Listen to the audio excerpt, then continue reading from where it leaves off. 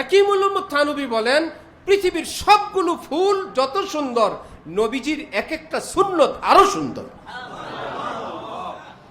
তিনি বলেন, জেফারক তাবা কদম হর কুজাকে মি নেগরম কেরেশমা দামানি দিল মি কাশতকে যা ইজাজ। আল্লাহ দিন, আল্লাহর কোরআনের কোনটা ছেড়ে কোনটা ধরবো, আমি যেই অঙ্গ দেখি কোরআনের, ইসলামের, সেটার জন্য আমি পাগল হয়ে যাই। এত সুন্দর, এত সুন্দর নীতিমালা, এত সুন্দর কথা, এত সুন্দর ইসলাম। আল্লাহ রে, শুরু কি আর শেষ কি? ছোট্ট ফুটফুট একটা বাবু, যেমন ফর্সা তেমন স্বাস্থ্য তেমন সুন্দর, তারে কি শুধু গালে চুমা দেয়? বলেন তো, শুধু গালে চুমা না চতুর্দিকে? নাতি না দাদা নানা নানিরা তো একদম দিল্লি বরাবর চুমা দিয়ে দেয়, নুনুতে পর্যন্ত চুমু দেয়, দেয় না? তালুতেও চুমা দেয়, পেটেও চুমা দেয়, পিঠেও চুমা দেয়। সে হাকু হাকু করে, মুতু করে, বমি করে। এইরকম একটা বাবু যখন এত সুন্দর, আদরের চোটে কোনো কুল পায় না, পেটে দিবে না, পিঠে দিবে না, কপালে দিবে না, চোখে দিবে, ওহো জানে সে পেশাব পায়খানা করে, তারপরেও তাকে এত আদর করে। রব্বুল আলামিনের দিন ইসলামের মধ্যে তো পেশাব পায়খানার মতো নাপাক কিছু নাই, সবই সুন্দর, সবটা সুন্দর। সেই সুন্দর ইসলাম আমরা দিতে গিয়ে ওই ছোট্ট বাচ্চার মতন উম্মত বলে, ওরে বাবা রে, আমরা একটু আনন্দ ফুর্তি করি, খাই লই, হুজুরা যেটা বলে এ তো হাসা যাবে না, কথা বলা যাবে না, বাড়িও ছাড়তে হবে, গাড়িও ছেড়ে দেওয়া লাগবে, একদম অলি আল্লাহ হয়ে যেতে হবে। সাহাবিরা জঙ্গলে থাকছে, জঙ্গলে শেষে কি বলে, অন্ধ হুজুরের মতন, সরি আমার দ্বারা এই ইসলাম সম্ভব না, আপনারা পালন করেন, কিছু টাকা পয়সা নিয়েন আমার থেকে, রমজান আসলে আপনারা মাদ্রাসা চালান। বলেন তো, ইসলামটা কি এইরকম অনাগ্রহের জিনিস ছিল না অনেক আগ্রহের জিনিস ছিল? এই বেচারা অপারগতা পেশ করলো ইসলামের কোনো ত্রুটির কারণে না আমাদের ব্যাখ্যার কারণে? আমাদের ব্যাখ্যার কারণে। সেই কবি ইমাম গাজালি লিখছেন, আল্লাহকে পেতে চাও, আল্লাহওয়ালা হতে চাও, তাহলে কম খাও, কম ঘুমাও, কম বলো, কম মিশো। চার কম: খাওয়া কম, ঘুমানো কম, গল্প গুজব কম, আড্ডাবাজিও কি কম। এখন আইনা মানুষকে সেই ইমাম গাজালির কিতাব দিয়ে এক একজন, জানেন এখনকার হুজুররাই যে হাসছে, হাসলে দিল মরে যায়, বেশি হাসবেন না। ব্যাপকভাবে দ্বীনি মজলিসগুলোর মধ্যে পর্যন্ত চর্চা হয়। আলেম ওলামারা এখানে আছেন, আমি শুরুতেই বলছি, কাউকে হাসতে দেখলে ইসলামের শিক্ষা, নবীজির শিক্ষা কি? তার হাসিতে ব্রেক দেওয়া নাকি একটা দোয়া আছে? কাউকে হাসতে দেখলে তাকে ব্রেক দেওয়া, হাসবা না, এরকম কিছু সুন্নত না কোনো দোয়া আছে? দোয়াটা কি? আজহাকাল্লাহু সিন্নাক, আজহাকাল্লাহু সিন্নাক।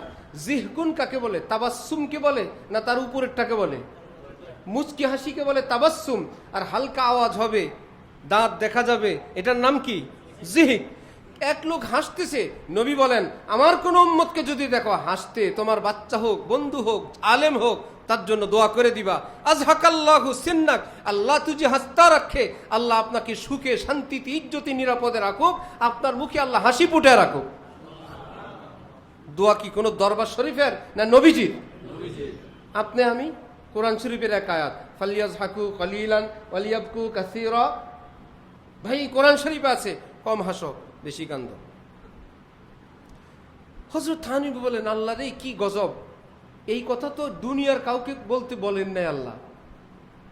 এটার আলামত করি না হলো এই অংশের পরে অংশ কি আছে? জাযাআম বিমা কানু ইয়াকসিবুন, ফালিয়াজহাকু কলিলান ওয়ালিয়াবকু কাসীরা। কম হাসো, বেশি কান্দ, জাযাআম বিমা কানু ইয়াকসিবুন, সারা জীবন যা উপার্জন করেছো সেটার প্রতিদান স্বরূপ বলছি। কি ব্যাপার? পরে তাফসীরের কিতাবে জানা গেল এটা দুনিয়ার কোনো কথা না। কাফেররা যখন জাহান্নামে জ্বলতে পুড়তে থাকবে, তাদের শাস্তি দেওয়ার জন্য আল্লাহর পক্ষ থেকে ফেরেশতারা গিয়া বলবে, যে কান্না করতে করতে, চিৎকার করতে করতে শেষ, তাদেরকে মানসিক শাস্তি দেওয়ার জন্য বলবেন। কেউ হাসবেন না, কিন্তু অল্প অল্প হাসবেন। জাহান্নামে কি কাফেররা হাসে না কান্দে? এই সময় যদি বলে বেশি হাসবেন না, বেশি হাসবেন না, এই কথা বললে খুশি হবে না আরো কষ্ট পাবে? এই তাদেরকে আরো কষ্ট দেওয়ার জন্য এই আয়াত। কাফেরদেরকে আরো শাস্তি দেওয়ার জন্য। বেশি হাসবি না বেটা, কম হাস, কান্নাকাটি বেশি কর। কেন? জাযাআন বিমা কানু ইয়াকসিবুন। সারা জীবন আর কুফরি করছো, শিরিক করছো, মুরতাদ হয়ে থাকছো, আলেমদের থেকে দূরে থাকছো, মাদ্রাসা ভালোবাসো নাই, মজা লাগছে, এখন বেশি কান্দো, কম হাসো। তারা বলবে হাসি কই? কুল্লামা নাদিজাত জুলুদুহুম বাদদালনাহুম জুলুদান গায়রাহা লিয়াযুকুল আযাব। এক একবার পুড়তে পুড়তে পুড়তে কয়লা হয়ে যায়। আবার কোরআন শরীফ আল্লাহ পাক বলেন, শরীরের চামড়াগুলো যখন জ্বলার উপযুক্ত থাকে না, লাকড়ি জ্বালাইলে কয়লা হয়, কয়লা দিয়ে কাবাব বানায়, কাবাব বানানোর পর যে ছাই হয়, এটাতে আর আগুন দিলে আগুন ধরে না। তখন কি হয়? আল্লাহ পাক বলেন, যতবার তাদের চামড়া স্কিন এমন হবে, আমি নতুন স্কিন, নতুন চামড়া জ্বালায়া আবার আগুন জ্বালাবো। আবার শেষ হবে, আবার আগুন জ্বালাবো, আবার শেষ হবে, আবার আগুন জ্বালাবো। সেই মানুষগুলোকে যদি বলে বেশি হাসবেন না, কম হাসেন, এটা কি তাদের আনন্দের কথা হবে না শাস্তির কথা? এটা জাহান্নামে, তাও মুসলমানকে না, কাফেরদেরকে যে কথাটা বলবে ওটা উঠে নিয়ে আসছে দুনিয়ায়। সমানে শুনবেন, আলেম নাই, মোল্লা নাই, মৌলবি নেই, ফালিয়াযহাকু কালিলান ওয়ালিয়াবকু কাসীরা। কি ব্যাপার, জাহান্নাম কি শুরু হয়ে গেছে নাকি? সেই কথা, যেখানে সুন্নত, কাউকে হাসতে দেখলে দোয়া পড়বেন, আযহাকাল্লাহু সিন্নাক, আল্লাহ আপনাকে হাসি খুশিতে আনন্দে রাখুক। সুন্নত ভুলে গিয়ে কাফেরের কথা কোরআন শরীফে আছে, নিয়ে আসছে। ওই যে শুরুতে যে কথা বলছিলাম, কোরআন হাদিস থেকে ফতুয়া আলেমরা কি নিজেরা দিবে না বড়দের থেকে আনবে? বড়দের থেকে না আনার কারণে কোরআন শরীফ থেকে ডাইরেক্ট একখান মিলাই দিছে, কোরআনের কথার সঙ্গে একখান মিলাই দিল। এটা তো মিলাইলে হবে না, বড়রা কিভাবে ব্যাখ্যা করে গেছেন সেটা জানেন, তখন তো সমাধান হয়ে যাবে। আল্লাহ আমাদেরকে দ্বীনের সহি বুঝ দান করেন। ইমাম গাজালির 4 কথা মনে আছে? কম খাও, কম ঘুমাও, কম বলো, কম মিশো। হাজি আমদাদুল্লাহ মুহাজির মক্কি, কাসেম নানুতুবি, হযরত গঙ্গুহি, হাকিমুল উম্মত থানবী, তারা বলেন যেই যুগের মানুষদেরকে বলছিল ওগুলো কোনো কোরআন হাদিসের কথা না। কম খাওয়ার কথা কোরআন শরীফে, কোরআন শরীফে আছে কুলু মির রিজকি রাব্বিকুম, তোমরা কোনো আরেকজনেরটা খাবা না, তোমার রবেরটা খাও। আর রব বানাইছেন, নিজে খান না, তোমাদের জন্যই বানাইছেন, খুব খাও। হাকিমুল উম্মত থানবী তরজমা লিখছেন কুলু ওয়াশরাবু, খুব খাও, খুব পিও। খুব পাইছেন কই? আমাদের হযরত আল্লাহ বলেন খুব পাইলেন কই? আল্লাহ বলছেন খাও পিও, খুব পাইলেন কই? হযরত বলেন ওই যে ওয়ালা তুসরিফু, ওটার থেকে খুব পাইছেন। খাইতে খাইতে খাইতে খাইতে শুধু অপচয় পর্যন্ত যায়ও না, তার আগ পর্যন্ত খাইতেই থাকো। অপচয় গিয়া ব্রেক দিছেন। ওয়ালা তুসরিফু, খাও খাও খাও খাও খাও, তারপরে কোন জায়গায় গিয়ে ঠেকবে? ওয়ালা তুসরিফু, অপচয় করবে না, তার আগ পর্যন্ত কি খাও। তাহলে কি অল্প খাও না অনেক খাও? ইমাম গাজালি বলছেন কম খাও। কি মুশকিল! আল্লাহ, জানা গেল যে ওই ইমাম গাজালির যুগের মানুষগুলো ছিল হৃষ্ট পুষ্ট শক্তিশালী, শরীরে কয়দিন পর পর রক্ত ফেলতে হইতো, এত জোর। এই লোক যদি আরো ভিটামিন খায়, এমনি শক্তি, এই লোক ভিটামিন খেলে কি ব্যালেন্স থাকবে না ব্যালেন্স হারাবে? সেই যুগের সেই যুগ, আমাদের এই যুগের, আমাদের হযরতের এক মুরিদ কুমিল্লা বিশ্বরোডের কাছে, ভীষণ শক্তিশালী। তার বিবি বিভিন্ন জনের কাছে, বোনদের কাছে, ভাইদের কাছে, যে যার সম্ভব তার অত্যাচারের জন্য নালিশ আসছে, আস্তে আস্তে হযরতের কাছে পর্যন্ত আসছে, সেটা আমার কাছে পর্যন্ত আসছে। হযরত বললেন তোমার দোস্তরে বলো আল্লাহর রাস্তায় একটু রহম করে জিন্দেগি চালাইতে। দুর্বল মানুষ না শক্তিশালী? বিবি বলল ভাই তুমি আরো 1টা 2টা 3টে বিয়ে করো, তোমার সঙ্গে থাকা আমার দ্বারা সম্ভব না। এখন বোনরা কিছু জানে, এই লোকের কাঁঠাল খাওয়া নিষেধ, দুধ খাওয়া নিষেধ, ডিম খাওয়া নিষেধ। বোনরা, বউ বাসায় আনতে দেয় না, বোনরা আসে, আয়সা যদি কোনো কিছু দুধ ডিম পায় ফ্রিজ থেকে সরায় ফেলে, এই তোমার দরকার না, আল্লাহ তোমার ভালো লাগছে। সেই লোক কি করে, কাঁঠাল বাড়িতে 2-4 কোষ খাবে, দেয় না, সে বাজার থেকে একটা কিন্না খেয়ে আসে। বিপদ আরো বাড়লো না? 2-4 কোষ বাড়িতে খাইতো, এটাই তো ভালো ছিল। খানকা রাতের বেলা সিদ্ধ ডিম দিছে সবাইকে, একটা একটা করে খাওয়ার পর সিদ্ধ ডিম বেশি হয়ে গেছে, সে বসে 16টা খাই ফেলছে। হযরত আল্লাহর কাছে খবর গেছে, হযরত বলে আরে ভাই সে তো একটা খাওয়ার অধিকার রাখে, বাকি 15টার পয়সা জমা দিতে বলো। এগুলো হালাল না তার জন্য, সে তো একটা হালাল, বাকিগুলো কিভাবে খাইলো সে? টাকা জমা দিতে বলো। এইরকম মানুষ যদি এই যুগে হয়, ইমাম গাজালির যুগের মানুষগুলো কি শক্তিশালী, ওগুলোকে ব্যালেন্সে আনার জন্য বলছেন আল্লাহর রাস্তায় একটু কম খা, কম ঘুমা, তাহলে কি হবে? এই যুগে দেখুন না, মানুষ ওজন কমানোর জন্য ব্যাপকভাবে মানুষ মেহনত করে, খানা কমায় দেয়, এটা কমায়। ঠিক ওই যুগে শক্তিশালী মানুষগুলোকে বলছেন কম খাও, কম ঘুমাও। হাকিমুল উম্মত থানবী বলেন, বাবা এটা কোনো কোরআনের কথা না, এটা হলো চিকিৎসার কথা। এই রুগীগুলোকে ব্যালেন্সে আনার জন্য ফাওয়াকাজাহু মুসা ফাকাজা আলাই, মুসা নবী শাসন করতে গিয়া একজনকে হালকা থাপ্পড় দিলেন, আল্লাহ কোরআন শরীফে বলেন অদম বাইরে হয়ে গেছে। মারার নিয়তে দিছিলেন না শাসনের নিয়তে? হালকা দিছে, মুসার থাপ্পড় তো মুসার থাপ্পড়, ওই বেটা দম বাইর হয়ে গেছে। কি মুশকিল! তো ব্যালেন্সে আনার জন্য বললেন কম খাও। হযরত থানবী বলেন বর্তমানের ব্যালেন্স হইল, যেই মানুষগুলো শরীর থেকে রক্ত ফেলতে হইতো, এই যুগে লাগাতার স্যালাইন দিয়া রক্ত ভরার পর চোখ খোলে না। এই রুগীরই যদি বলে কম খায়ও, কম ঘুমায়ও, শেষে হসপিটাল বেড একটা বাসাত কিনা লাগবে।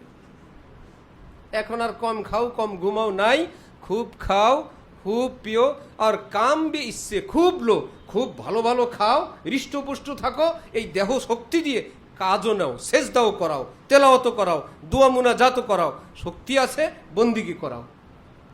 যদি আলেম ওলামাদের থেকে দিন আমরা না শিখি, ওই বড়দের থেকে একটা সৈনা দেখা যাবে দিন ইসলামের নামে, যে মুসলমানকে বললাম বেশি খায়েন না। আরে কি মুশকিল! করাচিতে আসছে এক পীর, নিজের মুরিদ ব্যবসায়ীদেরকে বুঝায়, এই ব্যবসা দুনিয়া, এই বাড়ি গাড়ি দুনিয়া, এগুলোকে লাথি মারো, এই খাওয়া দাওয়া এগুলো দুনিয়া, এগুলো দুনিয়া, লাথি মারো। বন্ডরা কথা একটু উঁচু উঁচু তবকার বলে। আচ্ছা, করাচির হজরতের কাছে এক লোক এসে বললো, আমাদের পীর তো এসে বললো দুনিয়া, লাথি মারতে। হজরত বললেন, তাও তো কথা, এই খাওয়া পড়া বাড়ি এগুলো তো দুনিয়া, সুতরাং পীর সাহেব কি 3 দিন তোমাদের বাড়িতে রাখো, দুনিয়া ওনার কাছে দিও না। যত দুনিয়ার আইটেম আছে সব কোথায়?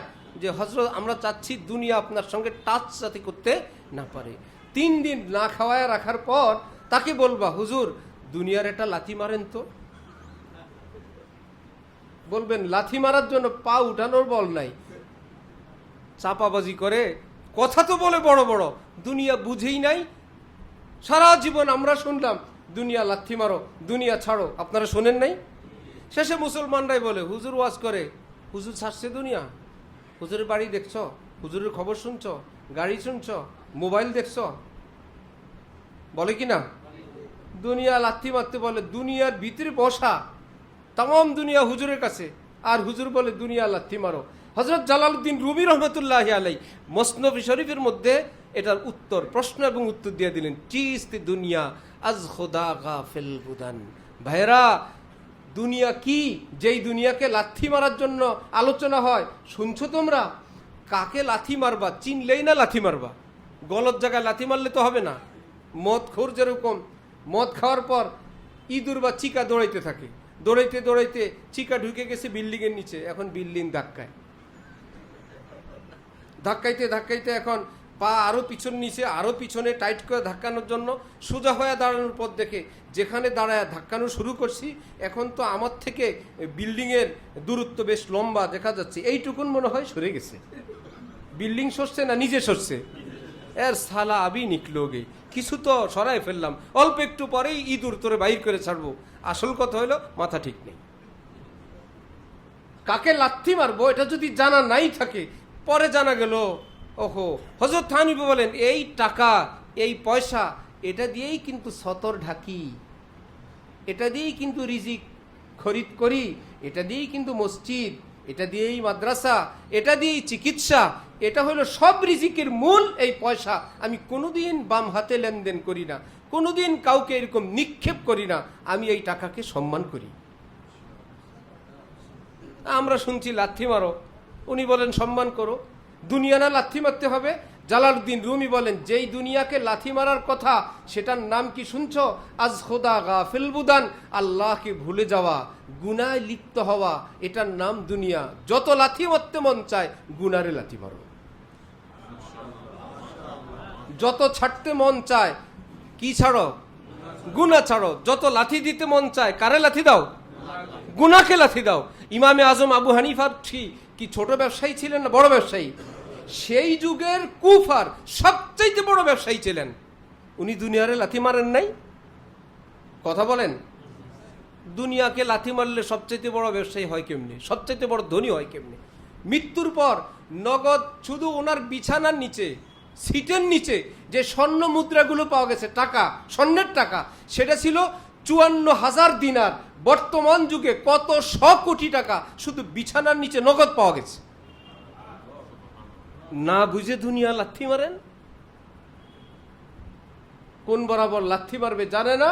শেষে এই কথা শুনে যেই লোক ছিল স্মার্ট, জামা কাপড় সুন্দর, আমাদের মতন কোনো এরকম কাঁচা মানুষের পালায় পড়ে দুনিয়া লাথি মারছে। এখন আর জামা ধোয় না, এখন আর কি মাথায়ও সাবান দেয় না, দাড়িও আশ্রয় না, দুনিয়ারে ভালো করে লাথি মারছে। এখন আর মেসওয়াক করে, ব্রাশ করে না, পেস্টও লাগায় না। আরে জ্বালা। বউ বেচারা বলল, আমি যার কাছে বিয়ে বসছিলাম সেই লোক কই? আমি তো এই মানচিত্রের কারো কাছে আসি নাই। এই ভয়াবহ মানচিত্র আসছে কোত্থেকে? এই লোক গিয়ে আবার ইমাম সাহেবের কাছে, আমাদের কাছে এসে বলে, হুজুর আমি যে দুনিয়াদার হয়ে গেছি, আমরা তো দুজনই দুনিয়াদার ছিলাম, আমি তো এখন দিনদার হয়ে আল্লাহর লাইনে এসে গেছি, বউ তো এখনো আল্লাহর লাইনে আনতে পারি নাই, বিবি তো আমাকে ভালোবাসে না, আমাকে পছন্দ করে না। বলেন তো, বিবি কি তাকে পছন্দ করে না, না তার নোংরামি পছন্দ করে না? তার নোংরামিগুলো পছন্দ করে না। ওই বেচারির নামে একটা তহমত লাগাই দিছে, এখন আর আমার দিনদারি পছন্দ করে না। তুমি পরিষ্কার পরিচ্ছন্ন থাকো, আল্লাহু নাজিফুন ইউহিব্বুন নাজাফা। নবীজির মতন এত পৃথিবী ব্যস্ত মানুষ আর কে দ্বিতীয় জন?